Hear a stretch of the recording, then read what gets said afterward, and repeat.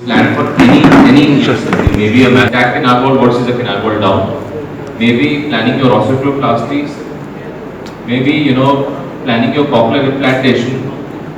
In the next 2 days, I'm going to go from basics to advanced.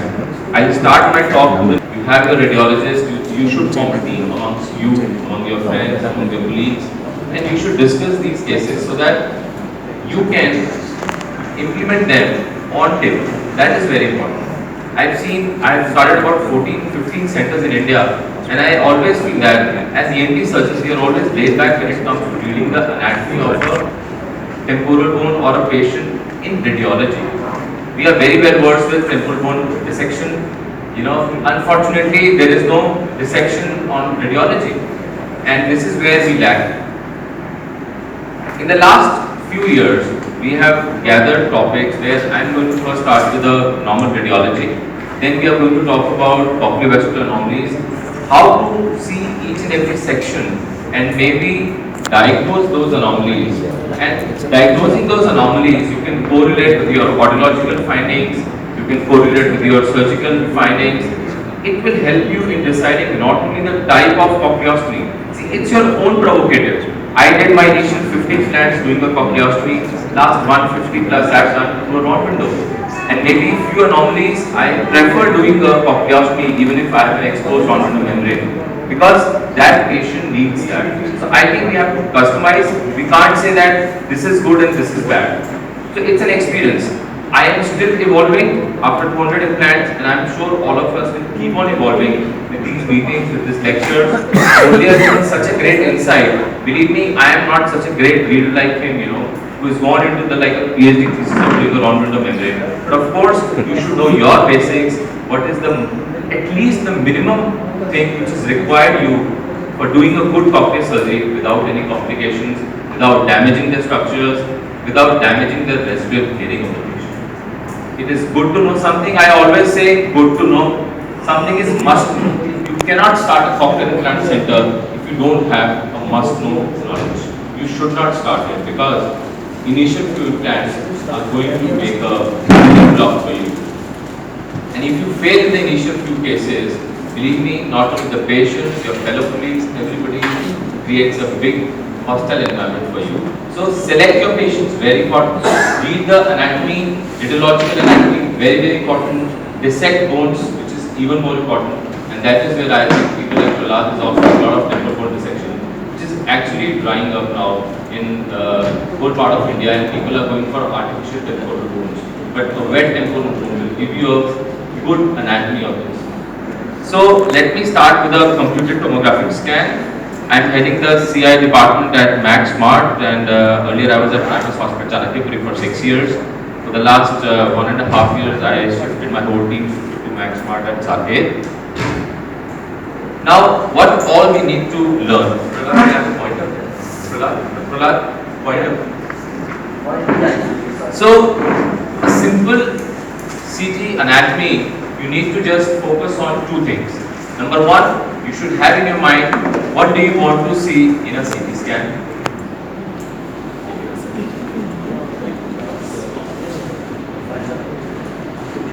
So what do you want to see in a CT scan, a detailed anatomy?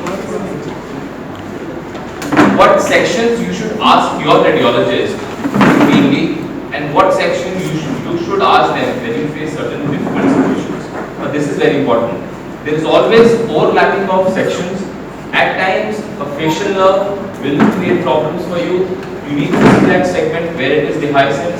Like Murali said, twitching of the facial nerve while you switch on the labyrinthine segments. So you need to see. So every case you should customize according to your own requirement. So a high resolution CT scan in sections 0.6 to 1.5 millimeters. You can range from 0.6 to 1.5 depending upon what are you planning.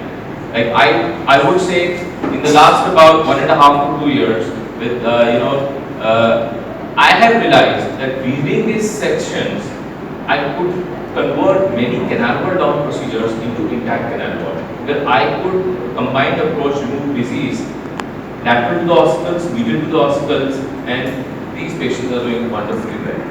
Because what nowadays we can do and accesses a good 3D anatomy of your middle ear, of your cochlea, of your internal auditory canal, of the facial nerve. These structures will help you in actually planning your surgery.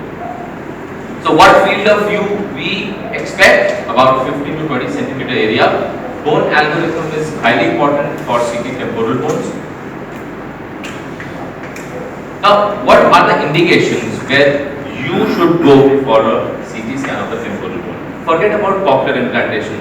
All of us just know one thing, cochlear implant, because that's icing on the cake. But what I would say, be a good otologist and cochlear implant will come to you on its own. There is nothing fancy about it. It is just that you need to be trained into it, handling that implant, handling that electrode. I have done about 201 implants now. Only 8 to 10 cases are those which require highly skilled work. They are like Mondani's, they may be common cavities, they may be labyrinthitis ossificans, but majority of them are just basic drilling of your cortical bone. If you know how to do a good cortical mastectomy, posterior tympanotomy, you can always do a good cochlear implant surgery.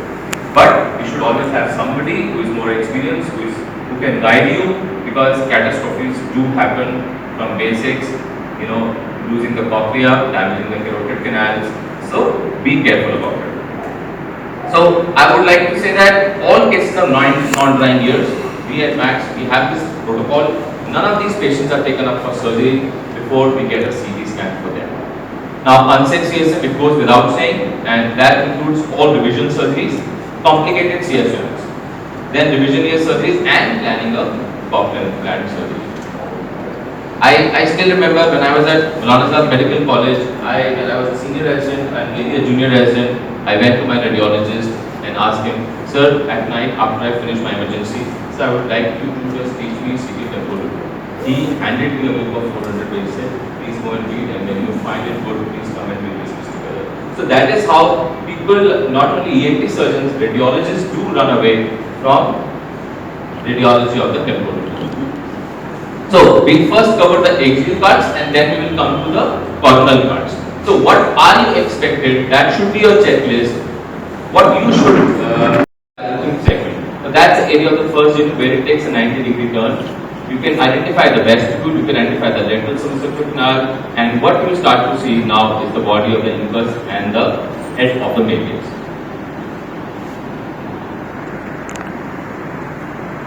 Now next slide. Now see this structure. Now this structure, internal auditory canal, is very important to otologists. Why? It will dissect the whole of the previous part of the temporal bone into two parts. One we call as the anterolateral part, which houses the cochlea, and other is called as the posterolateral part, which will house the vestibule. All the cochlear implant, all the cochlear vestibular anomalies are completely based on this differentiation and dissection by the internal auditory canal into an anterolateral component and into a posterolateral component.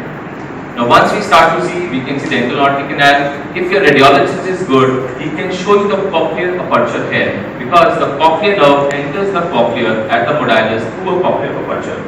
If you are dealing with cases of hypoplastic cochlear nerve, I have seen about maybe a dozen now. Believe me, no radiologist in this world will give you a report which is called as cochlear nerve aplasia versus hypoplasia, because it's a medical legal thing for the patient. If a radiologist say cochlear nerve aplasia, it's an absolute contraindication to do a cochlear implantation. But studies, research, literature has shown that the cochlear nerve may be hypoplastic. Instead of having a full aperture, if only 30% fibers are going through the cochlear aperture into the modulus, these children do much better than with an ABI. All the centers in the Europe or maybe in the West, they advocate that all these kids, until unless they have complete aplasia, they should be offered cochlear implant, and if they don't do well, ABI should be offered as a second procedure. So you should know about the section, where is the internal auditory canal, where is the cochlea, and where is the vestibule. As we go further, we see now the internal aortic canal, the cochlear, the basal turn has come into the picture. So you can note any ossification. If it's an advanced ossification, you can see the vestibule. And now what we see is a classical ice cream cone appearance, which is formed by the short process of incus and the head of the malleus. So this anatomy is extremely important while we are doing a tympanoplasty or maybe a tympanomastectomy or maybe an intact canal wall procedures, or you see a retraction pocket through the tympanic membrane.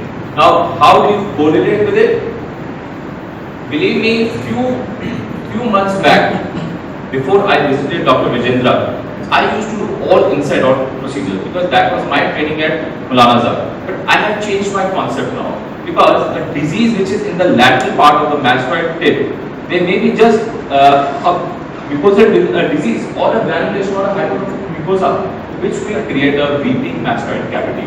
So what I do normally, I see a CT scan until unless it's a safe CSM, a central perforation which is a dry layer, which doesn't get wet, maybe very frequently. I always get a CT scan in a tertiary care hospital. The patients, we have access to it, so that's very important. That is going to give me an idea whether I need to do a cortical or not.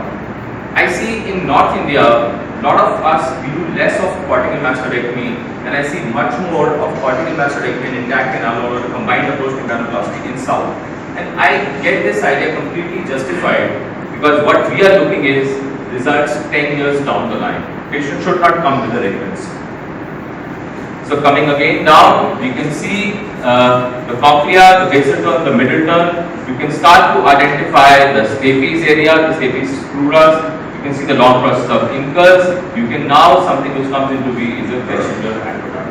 I see a lot of people, they getting confused how to identify a vestibular aqueduct or a cochlear aqueduct. Again, believe the golden rule. Locate the internal aortic canal. Internal aortic canal bifurcates the petrous part of the temporal bone into an anterolateral and a posterolateral component. So vestibular aqueduct is always going to lie posterior. Generally, in a normal CT scan, you will not be able to appreciate a vestibular aqueduct very well because it is generally not enlarged until unless you are dealing with IP1 or maybe an IP2. Now we see a complete subtended wide cochlea, the basal turn, the middle turn, and if you can identify between these two structures, the white line, that's the interscala septa. Now this is going to give you an indication that this patient will have no problem in getting a cochlear implant surgery done because all the turns are very well subtended, they are wide, and you will be able to completely get a full insertion into this cochlea. Now coming down, this is the area of the facial nerve. If you see, now this direction is extremely important. Now that's a pneumatized part of the mastoid part of the temporal bone. If we are doing a facial recess approach, the facial recess is one area where I would tell you, all of you, please see the facial recess area before you take up your patients for cochlear implantation.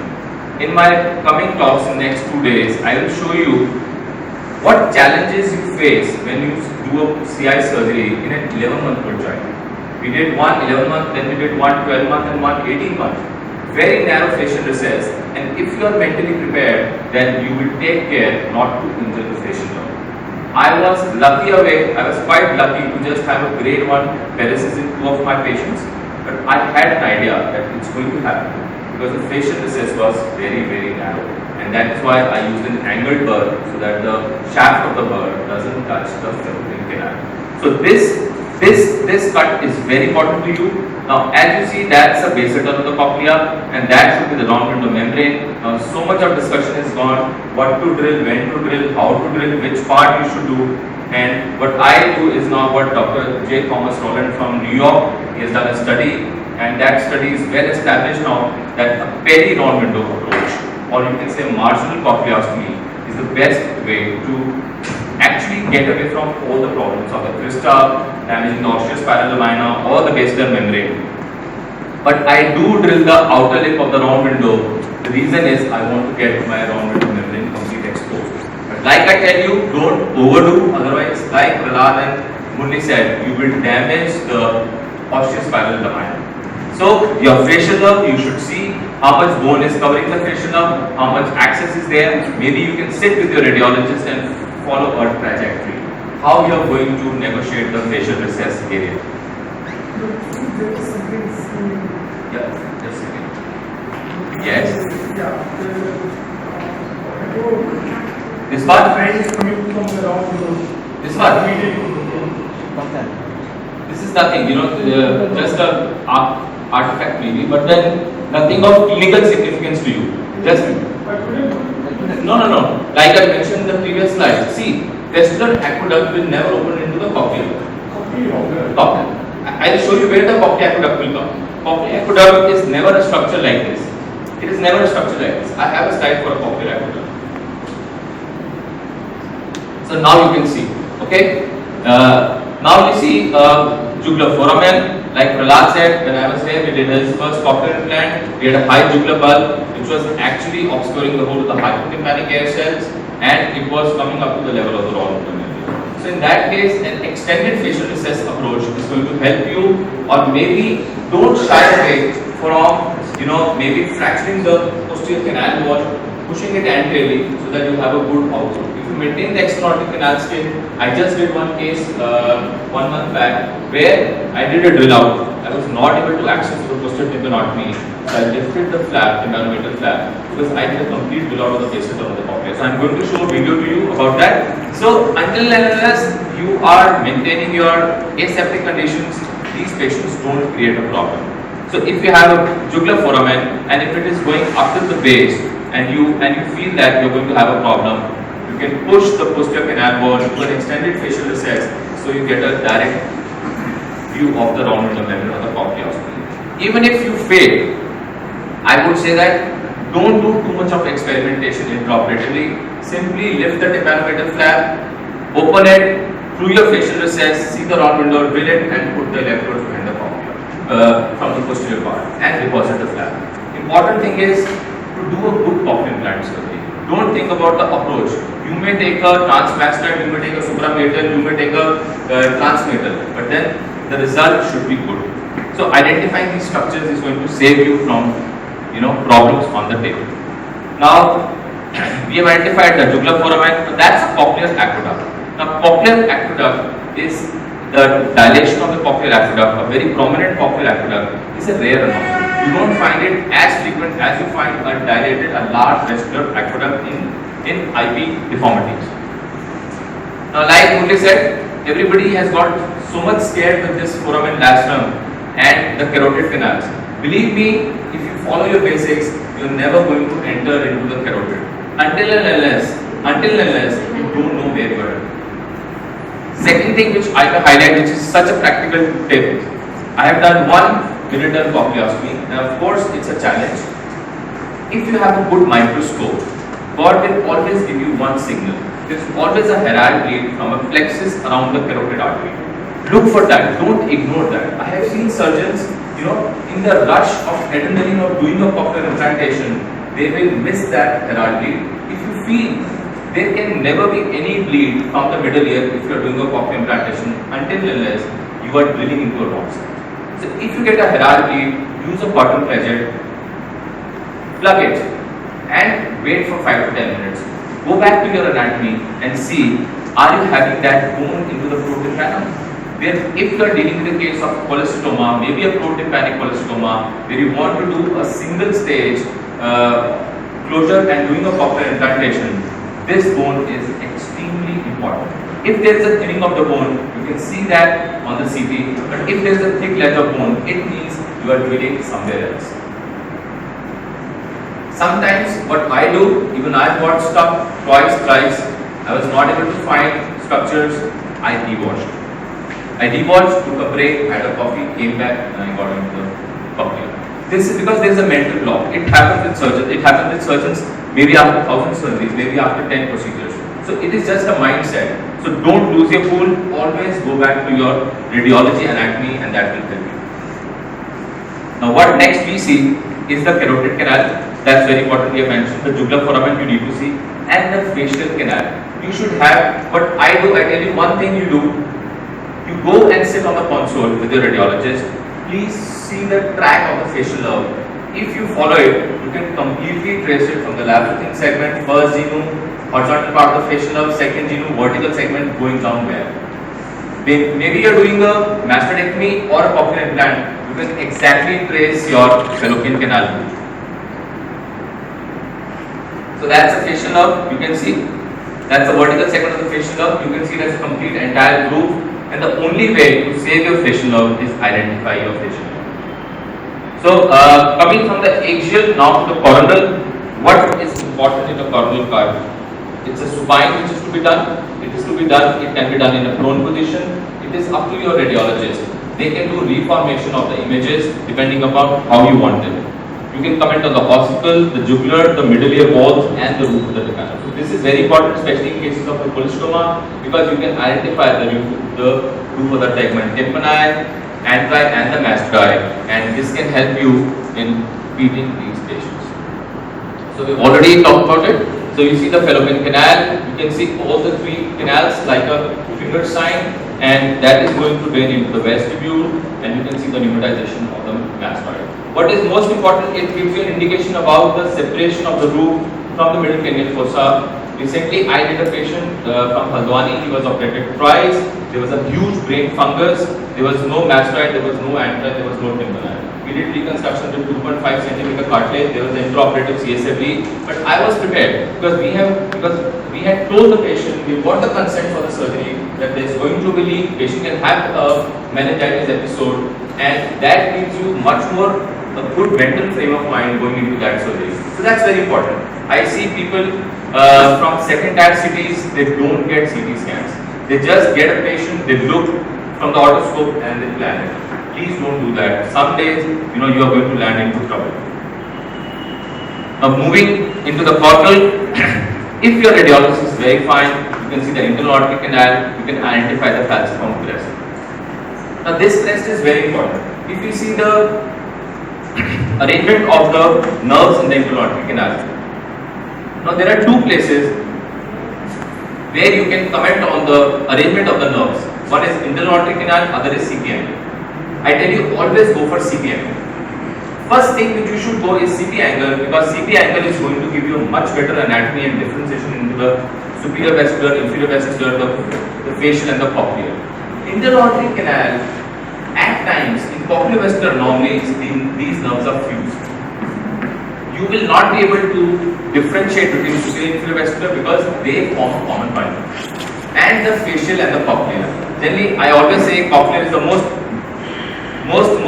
miserable nerve because you will find a bundle which will say it's a vestibular, you will find a facial, but cochlear takes the complete brunt and it goes hypoplastic. So look for these sections. You can see the crest and you can see the falciform crest. If it is formation, then it can give you an indication that these nerves have been arranged wonderfully in the internal aortic canal. You can see the canal draining into the vestibule and identify the standard process if you are planning for an extensive radical mastectomy. Coming down again, the vestibule, the superior semicircular canal, you can identify the lateral canal, you can identify the lateral canal opening into the mastoid antrum. So similarly, you can plan your surgery and remove the disease from this area in the last. Now we see the complete turn of the cochlea. We see the complete turn of the cochlea, and this is what we were talking about, the facial nerve, the labyrinthine segment. At times you have the first genu area, and if you switch on electrodes, I will show you in one of my talks where the patient started complaining of facial twitching about 6 months after switch on, and finally you have to switch off these electrodes. If this intervening bone is dehiscent, then switching on the electrodes is going to cause a facial nerve twitching. Similarly, you can see a beautiful aretus at antrum. You can see that if there is complete patency in this area, if you see any soft tissue thickening, then you can plan your surgery that you have to remove the disease medial or from the lateral part of the hospital. This section, what my colleague Munish has done from Jaipur, he gets a complete sagittal card where he can measure the cochlear duct length. Since the life is so much complicated, Medal has got 24 different types of electrodes. Can you imagine that? A company having 24 electrodes to customize according to your needs. So you can, if you can measure the cochlear duct length, you can actually identify which one do you want. Like if you are dealing with labyrinthitis ossificans, you can use a compressed array. So measuring this cochlear duct length can be done, and Manish has done great research on that, and this is actually being put into use in few cases. But again I would like to mention, 95% of your cases are going to be routine cases. So try first to learn the normal anatomy rather than going for fancy things. But these will be very important when you face such important cases. Yeah. According to your report, yes. Are you measuring the depth and therefore ordering the No, company to I don't do that. So is it I don't do that. Let me tell you why. Yes, let me tell you why. See, all the major electrode arrays by any of the companies which is present in the market, none of them advocates insertion in the apex. Yes. Okay, the reason is why there is a study which is being done from the temporal bones in Europe and in India, and it says that cochlear duct length is little more in Indian or Southeast Asian population. Ultra deep insertions are nowadays not to be promoted because they are not hearing preserving, and with the concept of hybrid implants coming in the market, where you utilize the high frequency sounds through a cochlear implant and low frequency sounds with the help of a hearing. So ultra deep insertions are not in use nowadays. However, in cases of labyrinthitis ossificans, I'll show you a case where you have an ossification in the cochlea, where you know that the entire basal turn is not available to you. There is complete ossification of the basal turn, and either you are going for a middle turn cochleostomy, you can't have a standard length of electrode array because that's going to get damaged intraoperatively. That is not only going to damage your residual hearing, but the implant electrode is going to get killed. Only I said in specific cases. I don't do it, Manish is doing in his academic setting as a research, and this is what he came to a conclusion that the cochlear duct length varies. I don't do and order accordingly. Standard electrodes, they never create a problem until unless you can have a cock stop electrode if you are facing a severe pressure. You can have a compressed electrode, you can have a split array. I have had practically no experience in split array because I have not got that patient there. I have a middle ossification, basal turn is open, and the apex is open. So we have to go in anterograde and retrograde manner. Dr. Mohan Commission has got an experience on these electrodes, and I will talk about that in my talk.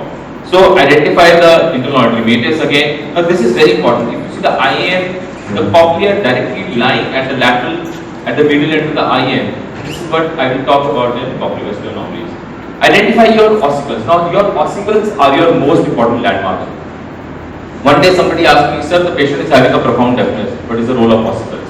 I said, of course, they are not going to help in any conduction.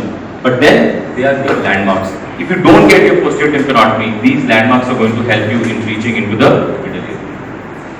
So finally, we come to the facial nerve, the most important part. You identify the internal auditory canal, the labyrinthine segment, the first genu, and you can identify the facial nerve.